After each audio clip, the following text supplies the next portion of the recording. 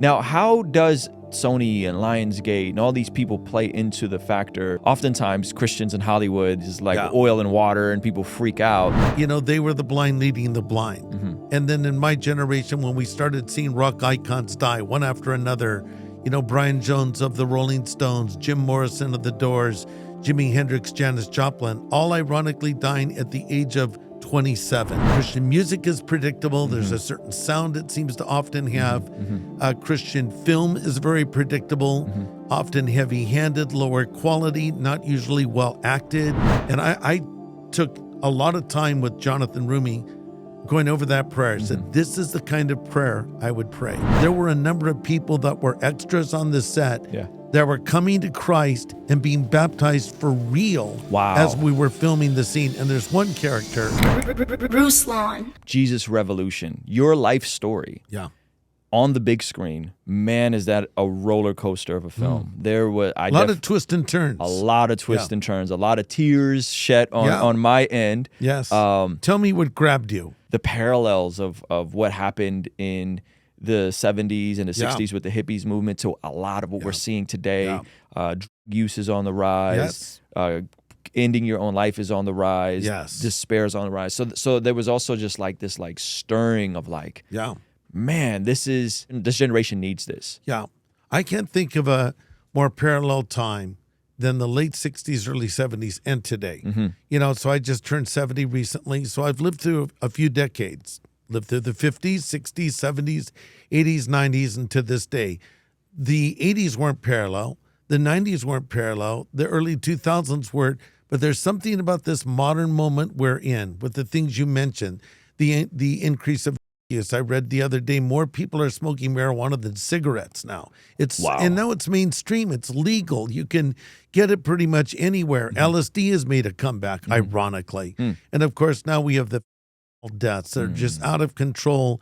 And I think social media amplifies everything so much. And so I feel like, wow, this message of this movie feels really current. And I'm always interested to see how older and younger people connect to it. Older folks, it's like a flashback, to use the 60s term. You know, they're reliving their early days as a Christian. But for younger people like yourself, it's connecting like now. And like it feels current to them. And, you know, the Bible does say there's nothing new under the sun. So, but at the same time, I think the way the Irwin brothers shot it, specifically John Irwin and Brent McCorkle, the other director, it was done in a way where it feels like it's happening in this moment. It had such a nostalgic coming of age feel to it. It felt, parts of it felt like The Sandlot at times or Forrest Gump. It just gave me that like, I don't know if movies like this are made anymore. Like it felt really warm, and the music, the sounds, the soundtrack, it was like, wow, this really captured this moment that I had no idea what the 60s or 70s, but just from watching other films and stuff like that. And so how much of that would you say was intentional in terms of just kind of, it felt like a 90s movie in terms of the coming of age theme of it. How much was that would you say was intentional? I think it was all. I think everything you see on the screen is intentional. But I think where they caught lightning in a bottle, and I even felt this when we were shooting the film, because part of it was shot in Alabama. A lot of movies are filmed in Alabama now. Interesting. So there's a little town in Alabama called Fairhope that reminds you of California, right on the water. And they shot a lot of the scenes that took place in Newport Beach in Fairhope, Alabama. Interesting. And it was also shot in Newport Beach. But there were times on this set, and there's one scene in particular folks will see, but it's when Greg goes to church for the first time. And they're singing these worship songs. And he walks in and he's very uncomfortable. But there's something going on there. You can sense God's presence. And I said to John Irwin, the director, I said, I felt like I went back in time. It felt so close to the way it was. And what I said to John early on was, John, we've got to make people experience this. You know, I can preach a sermon about it, but it can only go so far with the sermon. We can show a photograph, but photos look dated, and it's hard to be pulled into that. But what he did was he made it immersive, where you feel like you're there. And that was the objective, and that's what he was trying to do.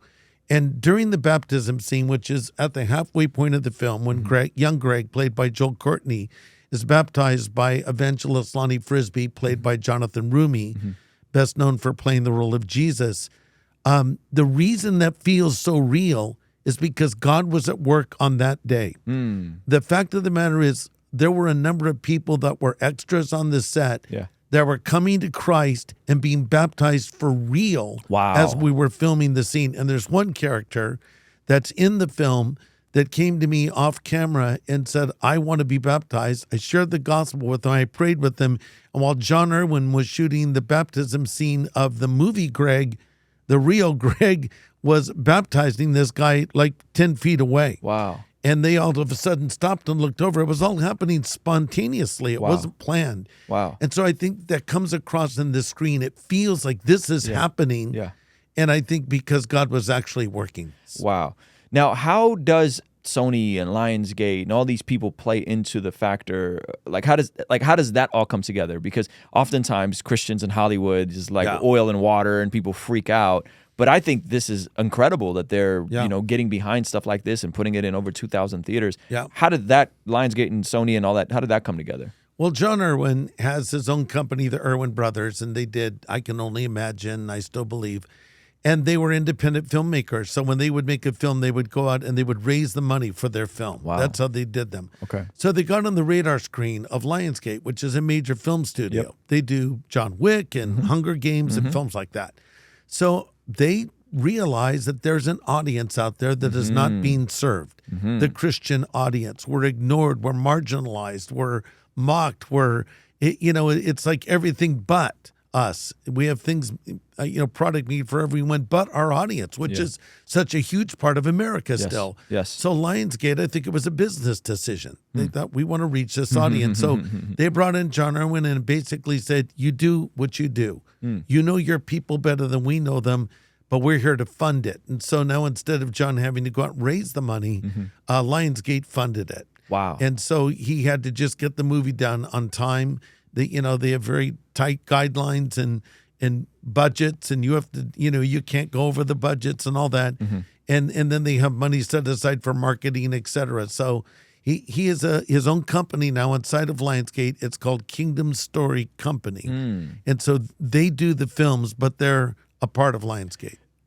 This seems like a really well put together film in terms of it. Like, this does not have kind of the historic Christian trope of Christian films. This seems extremely well put together, high quality, all around acting, lighting, music. It just feels like an incredible film. Do you think that what we're seeing what happened with The Chosen, what we're seeing what happened in other aspects of media, Christian YouTube, all these different things, music, do you feel like there's a Christian art renaissance happening? I do, and I feel it's very similar to the birth of contemporary Christian music.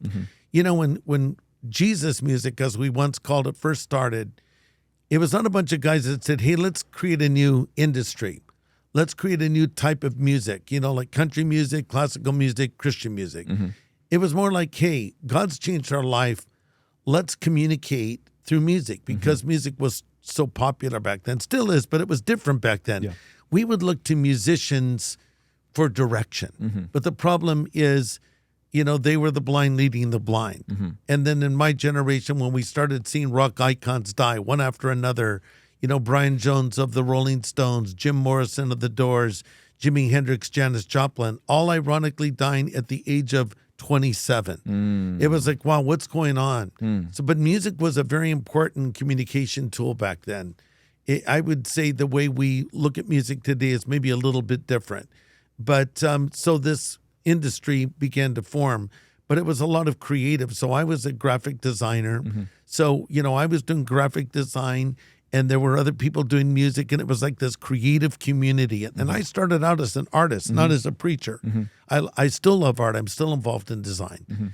And so that was the birth of our little, movement of art and music. And now you fast forward to today, a lot of it has become very predictable. Christian music is predictable. There's a certain sound it seems to often have. Christian film is very predictable. Often heavy-handed, lower quality, not usually well acted, and I won't be specific, but I'm not a huge fan of it, frankly. But these guys, the Irwin brothers, wanted to do something different. They say, first and foremost, we want to make a good movie. We want to entertain you, without apology. We want it to be of the highest quality. But what I said to John was, John, let's do something I've never seen done before. Let's actually get the gospel right in a Christian film. Yeah. Let's show the darkness of the old life, honestly. But when Greg comes to Christ, let's try to show what a conversion looks like. It's hard to film conversion. Yeah. Yeah. How do you film conversion? Yeah. So he uses the metaphor of baptism, which is very dramatic. Yeah. But at the same time, there's a moment where Lonnie and Greg pray, Jonathan and Joel, they pray. Yeah. And I took a lot of time with Jonathan Rumi going over that prayer. I said, this is the kind of prayer I would pray. And then he would repeat it, and it would be a little different each time. And I wasn't even sure if it was going to be exactly right. But man, when he did it, it felt really real because he internalized it. He's a great actor, and he understood it, and then he did it. Yeah. And it felt genuine. Yeah. And so I feel this is the most, I don't want to say unchristian Christian film I've ever seen, because it's very Christian. Yeah. But it's the least predictable Christian film I've ever seen. Yeah. And then at the halfway point, when Greg's converted, you think, well, this is it. Yep. But then it takes twists and turns that are unexpected. Yeah. I have a couple more questions Okay. for you. We're going to be going to our Patreon exclusive segments. We're going to talk about revival today, what that would look like. I have a question about some billboards that apparently Harvest Church caught some flack for a couple years ago. And I have a question about deconstruction. So if you guys want to enjoy that part of the conversation, it'll be on our Patreon community. So, hey, if you enjoyed this video and you want to see the full extended version of this podcast, be sure to sign up for our Patreon community for only $5 a month. It'll really help us continue contextualizing the gospel using YouTube, media, and podcasting. And in exchange, you will get full unedited versions of the podcast, of our daily after party streams, a discount for our merch store, and exclusive access to our private Discord server. It's only $5 a month. The link for Patreon is in the description of this video, as well as the pinned comment below. Sign up now, and I'll see you over there, all right? Peace.